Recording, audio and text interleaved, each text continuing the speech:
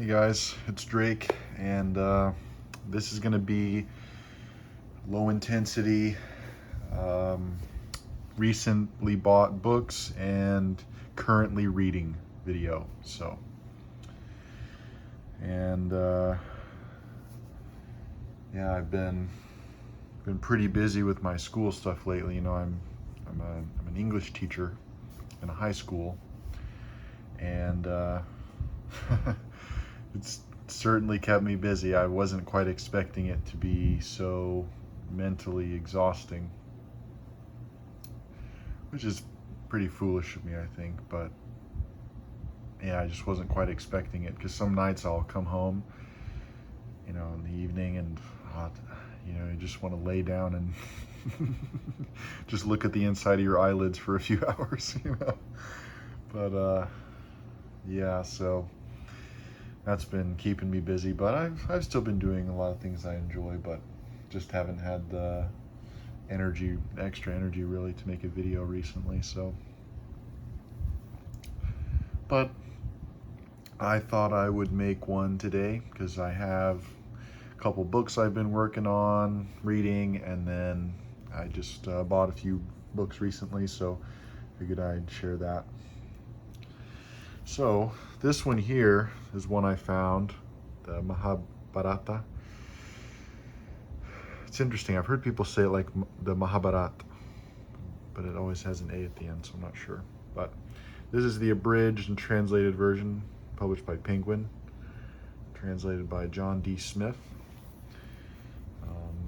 This is one of the canonical Hindu scriptures, along with the Vedas, the Upanishads. You have the Mahabharata and then the Ramayana. I've recently been really getting into the Rig Veda as well. The Rig Veda and this are the most interesting to me for just whatever idiosyncratic reasons. But this one is, of course, famous for having the Bhagavad Gita within it, which I was actually reading today. In my classes, we've taken all the students to the library, and they all picked out an independent reading book, just something they enjoy reading, with really no assumption of any grade or project or anything associated with it, trying to get them to enjoy reading, which I'm really pleased with. We only do about 10 to 15 minutes in the beginning of class, either every day, every 2 days, whatever it happens to be. But the kids seem pretty into it. Like the majority of kids, with very little prodding, they'll read their book for 10, 15 minutes. So pretty pleased with that. And they seem to be into their books as well. But, as they're reading, I decided I'll just read too, might as well. So this is what I was reading today, and I was reading the Bhagavad Gita, which, the Bhagavad Gita is that part that Oppenheimer quotes whenever he mentions the dropping of the nuclear bombs, the testing and the usage of nuclear bombs. And, it's pretty intense. But, it's just that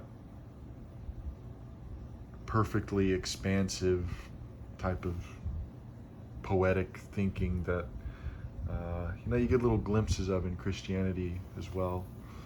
All the religions, of course, have that to an extent, but I don't know, there's just something really, really unique about the Hindu religion with, the Rig Veda. I recently got that 3-volume edition of the Rig Veda, published by Oxford, by Jameson and Brereton, and it's just something else.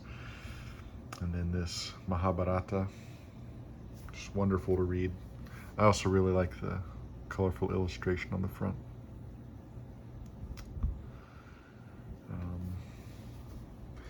Yeah, I don't really have anything put together to say about the Mahabharata, but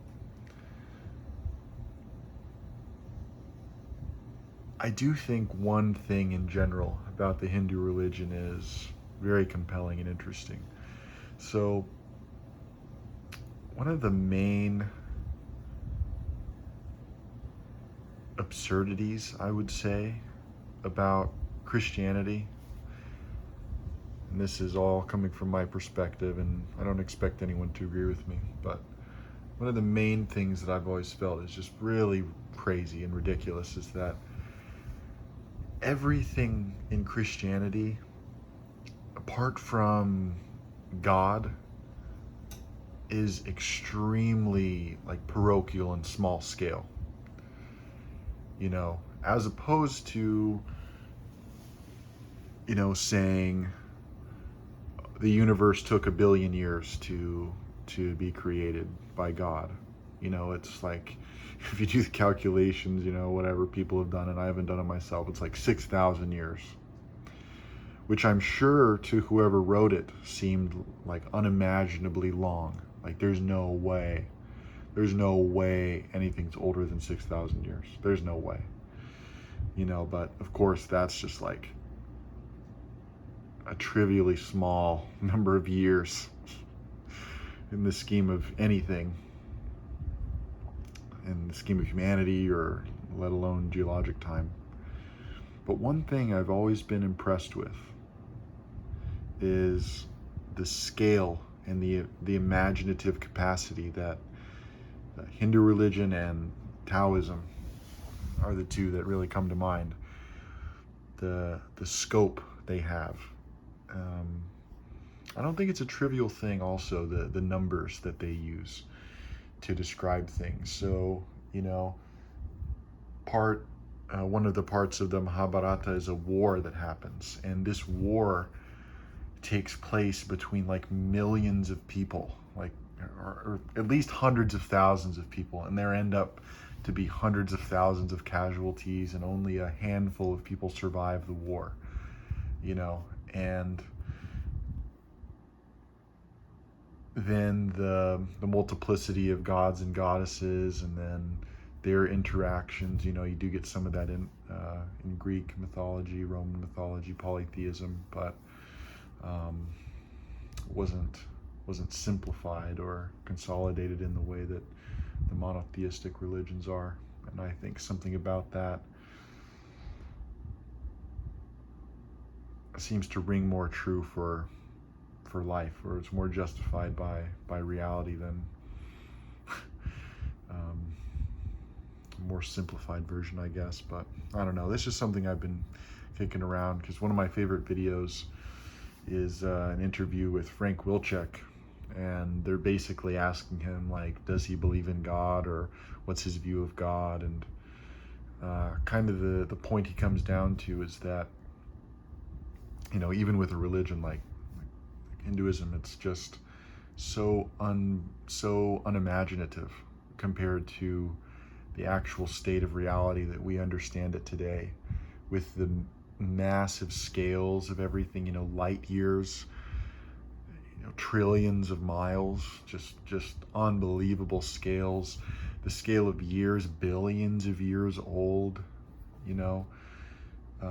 The fact that black holes exist, that the sun is just a constant nuclear reaction, massive nuclear reaction that in turn allows plants and all other life on Earth to live 93 million miles away as the source of all life. You know, it's just like, there is nothing even close to that crazy in any religious text that I've seen. And it just doesn't seem to do justice to reality, most religious texts. And of course you can abstract them, and you can add a lot of your own personal complexity to religious texts, but it seems like their built-in complexity is relatively minimal, which is, yeah, it's always kind of disappointing, I think. But anyway, so I didn't mean to go on too long about the Mahabharata, but it's fascinating. And then, wasn't really planning this to connect at all, but I've recently been interested in the Civium project with Jordan Hall, and different, you know, kind of like civilization replacement, or, you know, new political systems, that sort of thing. And looking into the origins of those sort of things, at least in the United States, I found the Esalen Institute, which was supposed to be like a mixture of the sciences and the arts and religion, especially Eastern religions. It was made in the 60s by guys that were effectively kind of in that beat realm of people. They came from, if I remember correctly, they came from good families and went to good universities, met in San Francisco, and then made this Esalen Institute, which blended science and Eastern religion basically, and was trying to think of a new way of seeing humanity and psychology and spirituality and all this sort of thing. So I wanted to look into it because I've noticed quite a few people nowadays are trying to do a similar thing, and I just think it would be valuable to see what people have already done with that. And also, it's just an interesting idea because I've been just totally fascinated with the 50s and 60s, especially early 60s. With William Gaddis and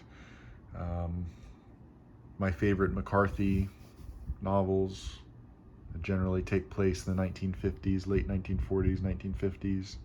So I've just been totally fascinated with that time. And I really think it's a really pivotal decade, the 1950s, pivotal decade for America.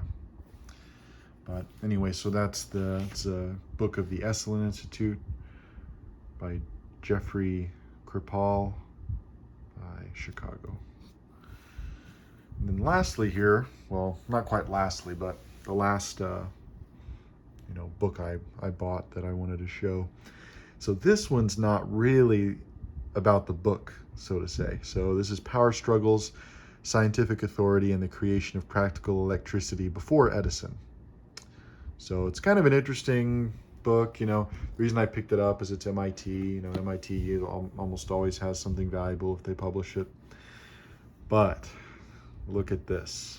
Look at this, what I saw on the inside. Someone had been using a telegram as a bookmark. Now let me gently open this up. This is a Western Union telegram from October 13th, 1944. And as you see, arrived in Fort Lewis. Fort Lewis is a military base in Tacoma, Washington. Will call Los Angeles next week. Love, Robert. Isn't that amazing? 1944. So this was a soldier presumably coming back from maybe the Pacific Theater, and sending a letter from Fort Lewis, Washington. Will call Los Angeles next week. Love, Robert. Isn't that just unbelievable? And I realized when I saw this, I don't think I had ever seen in person a telegram. Look at that. The company will appreciate suggestions from its patrons concerning the service. At the very bottom there. It's so flimsy paper though. Really delicate, really delicate. You have to be careful with it. But I was just so fascinated with that. 1944, 1944. How in the world did that survive? But that kind of it's a good segue to, I think, the last book I'll talk about. So this is my currently reading, so to say. I've been reading Gravity's Rainbow. The first time I had tried to read Gravity's Rainbow, it was when I was in high school. I think I was a senior in high school, and they had it at the school library, which was actually pretty cool because I don't think many school libraries actually have Gravity's Rainbow. But the one I went to Kansas did. And it didn't appeal to me then. I was hoping it would because I was totally fascinated with World War II, and at that time I was interested in McCarthy. I had read Suttree already. I was think I was kind of in the process of reading Ulysses, because at that time I skipped a couple chapters and skipped around and just read the parts I wanted to. You know, started reading classics and so on and so on. And so I picked up Gravity's Rainbow, but it just didn't appeal to me. The writing style didn't appeal to me, and then some of the humor didn't appeal to me, and still really doesn't. But now that it's been 8 years later, I had tried to pick this book up multiple times, and it just never really appealed to me. And I've just decided that it's basically the prose style, because although Pynchon does have a strong prose style, which I appreciate, you know, so many writers today have such a watered down, just meaningless, cheap, irrelevant prose style that you know, no point in even reading it. You know, you can write it, might as well write it yourself. It'd be better. But Pynchon, along with, you know, some obvious other mentions, you know, thankfully don't fall into that category. Even if, you know, the aesthetics of his prose style really don't match, at least he has a style, you know, at the very least. So I'm still struggling with that. I just don't like his prose style. I can appreciate it though, which is nice.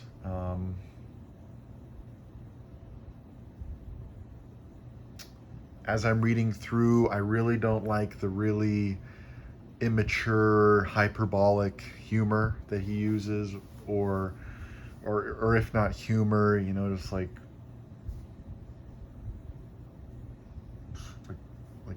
satire, the black humor type stuff. And it's not that I don't like it, because you know, Doctor Strangelove is one of my absolute favorite movies. You know, I like McCarthy, who certainly has his fair share of dark humor. William Gaddis, same thing, pretty dark or bleak in a way. I think it's mainly that Pynchon, anything he does, he just overdoes it. You know, and in that way, I'd say it's justifiably called maximalist. But I think he does himself a disservice at points.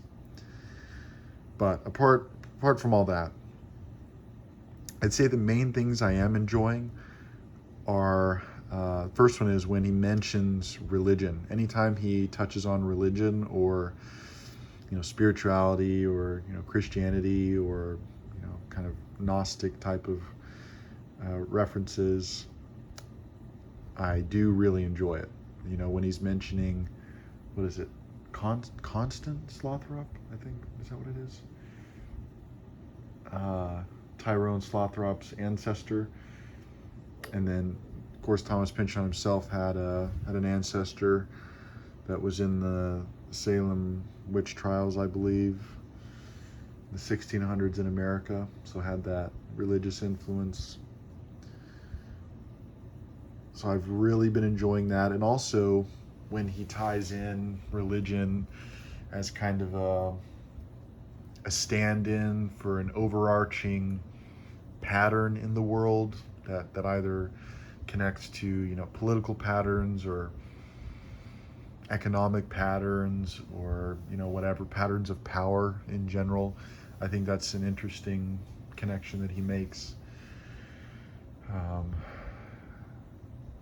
So I've really been enjoying that. Don't really have much else to say than that. And then the other thing I've been enjoying is just simply the classic character descriptions and kind of back and forth between characters, you know, where it's actually conversations or interactions between people.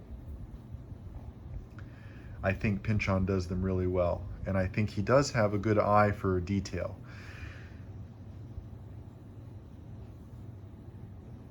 And he usually describes things in an interesting way, which, you know, again, like I really appreciate that. Similar to the strong prose style, even if I don't totally enjoy it this or that way, whatever qualms I have, I can at least really appreciate, the interesting ways he describes things. I really like that he incorporates a lot of scientific terminology, mathematical terminology in his writing, because there is a huge gap usually between novels and any contemporary science, and then also contemporary science almost acts like literature doesn't exist, or poetry doesn't exist, or mythology doesn't exist, to its significant detriment, I think. So I think anytime anyone can bridge those gaps, like hopefully in McCarthy's new novel, The Passenger, whenever it comes out, I might just have to steal it. Hopefully that'll be another one of these bridges that we can look forward to. But another thing I do like about Gravity's Rainbow are just the passages that he gives. Let me see what's this one here? I think, let me see what this one is. Oh yeah, so here's a good one. So we have page 46.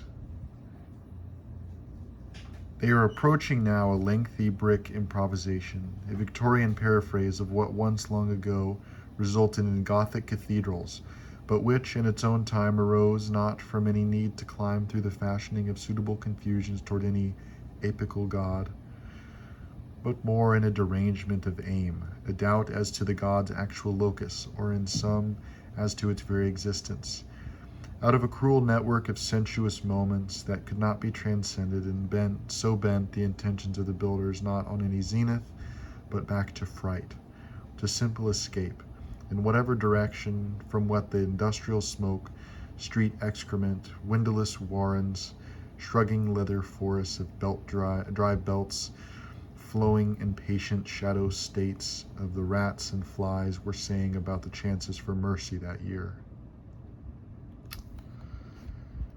And, now that I think about it, I think, that's almost maybe a self-criticism of this book.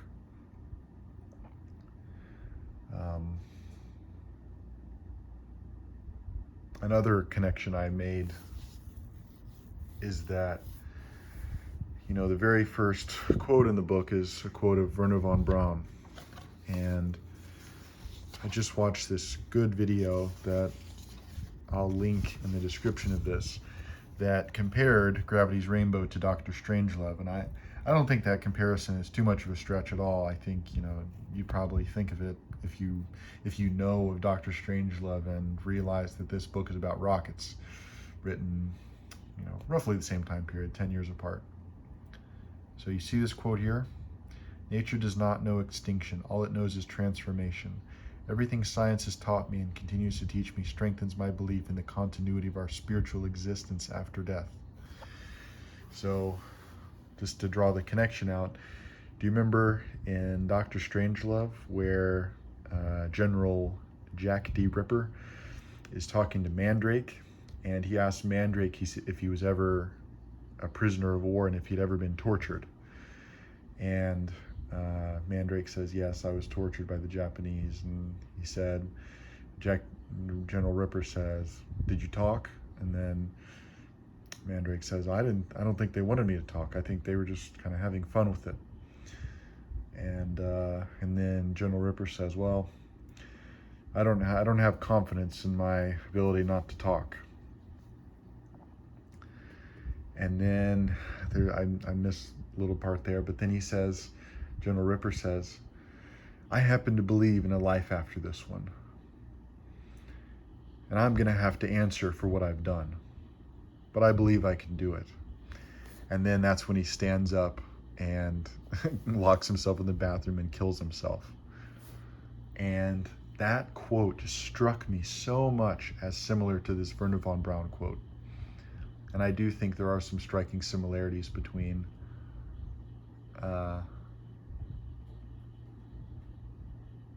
ideological similarities between General Jack D. Ripper and someone like Werner von Braun. And then, of course, the obvious connection of like Dr. Strangelove, being a German scientist who, you know, Fuhrer, calling the president the Fuhrer and doing the Heil Hitler salute while sitting in the American war room giving advice to the president of the U.S. You know, the comparisons to Werner von Braun are pretty blatant there. But yeah, so I'm little over what, like 100 pages into this book, and I've been enjoying it. I've been enjoying it overall, I have to say. But yeah, we'll see where it goes.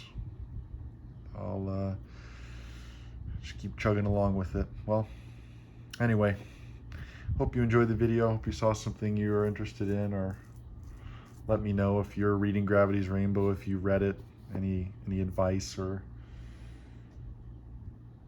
words of consolation you have for me. All right, well, anyway, death is a gang boss.